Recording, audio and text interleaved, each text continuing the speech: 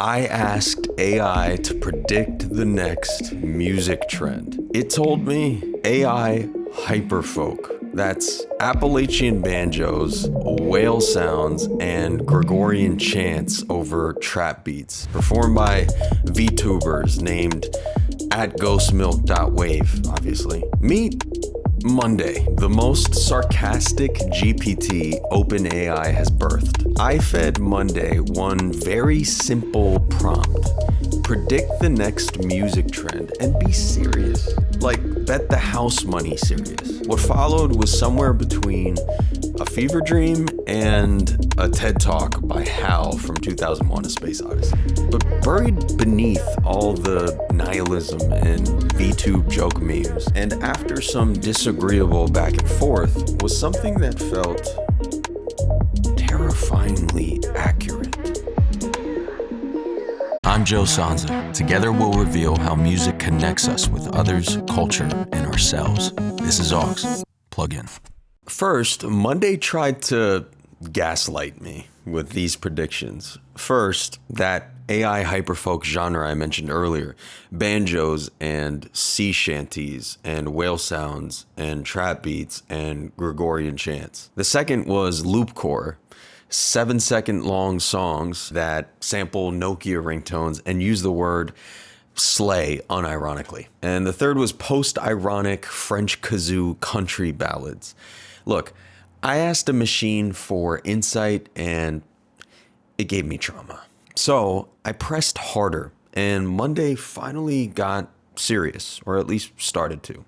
Here's what it gave me before I pinned it down to the wall and demanded one truth. Monday's first real set of predictions. One was Afrobeats and amapiano fusion is going to go global. The rhythm, the bounce, they're all already climbing the charts. They're blowing into mainstream pop, R&B, and even EDM. Monday called it Afropiano. Not a great name, but the trend, undeniable. Second prediction, AI-generated music becomes mainstream. We're already halfway there. I mean, AI's writing hooks, they're mixing tracks, they're even generating vocals. So while people are debating its merits, the line between artist and algorithm is already getting blurrier by the week. Its third prediction is that genre boundaries will dissolve completely. We're living in a post-genre world now. You can't tell where pop ends and trap, folk, ambient, core begins. And no one cares. If it slaps, it slaps. So far, Monday was giving me a list. Not a bad one, but more like a buffet of trends, which was fine if I were hosting a TED Talk for robots. But I wanted a prediction, singular. One sacred prophecy from the AI oracle, like bet the house money level certainty. So I pressed. Not 5 trends, not a vibe collage, one trend. What will the next music trend be? Monday blinked digitally, but probably sighed. Then it said, dirty aesthetics. I touched on this on my last video, what the next great music revolution will be. Similarly, Monday described dirty aesthetics as a rejection of shiny perfection, gritty production instead, distorted vocals, sounds that feel like they were dragged out of a basement and recorded on a broken cassette. It's vulnerability, but covered in emotional ash and static. Not lo-fi, not bedroom pop. This is something more unhinged, more necessary. But an artist I really like has a problem with this. Here's where it gets deeper. I brought up artist Mk.gee, whose music feels like a liminal fever dream.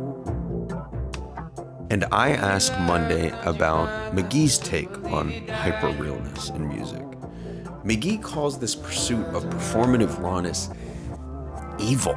People spending 3 years on a record, 4 years on a record to sound more human is crazy. And like editing something to sound more like, oh, that was so raw. He's like putting that in there because like, you know, like overdubbing to sound, make a record sound more raw or to sound more like, you know, relatable is insane to me. It's like reverse engineering. Yeah. And I think it's evil. I think it's truly evil. He's talking about the trend where artists fake vulnerability, songs engineered for relatability, albums designed to sound like voice memos, even though they were secretly produced for years.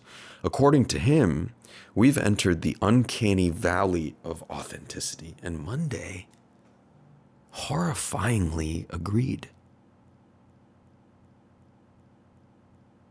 Here's what Monday said. Monday's all-in bet. Quote, "The next music trend will be artificial uncanny. Music that sounds emotionally evocative but weirdly off, like a memory of a song you never heard. It's emotionally raw, sonically stripped, and a watered-down playlist optimized version of what artists like Mk.gee are doing.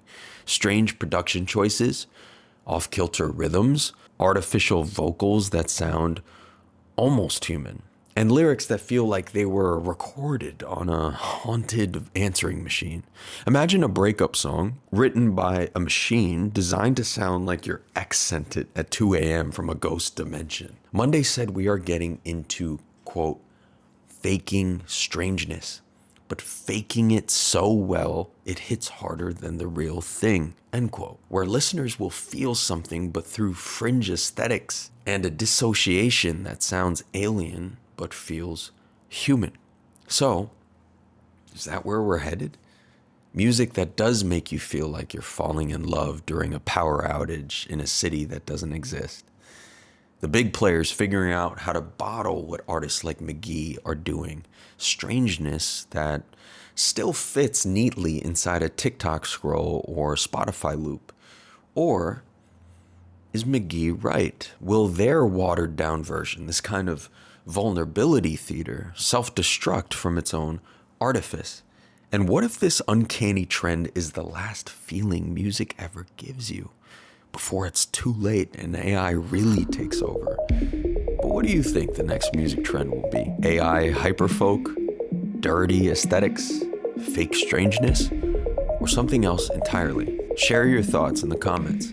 Oh yeah, I shared this video idea with Monday after our whole conversation. And guess what? Monday actually liked this video idea, with a catch. It wanted me to do something.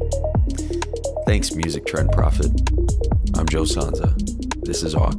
See you next time.